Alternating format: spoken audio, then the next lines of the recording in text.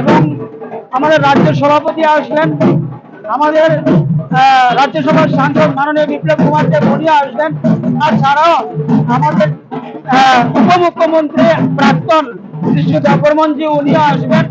আমাদের অন্যান্য যারা এমএলএগণ রয়েছেন সবাই এখানে উপস্থিত থাকবেন।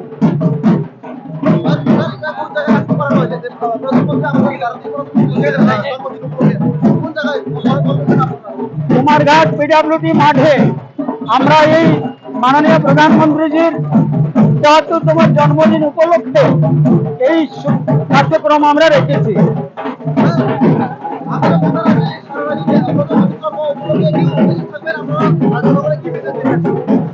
আমরা এটাই বলতে চাই যে আজকে মাননীয় প্রধানমন্ত্রী নরেন্দ্র ভাই মোদীজি শুধুমাত্র ভারতবর্ষেরই নেতা নন, উনি গোটা বিশ্বের নেতা।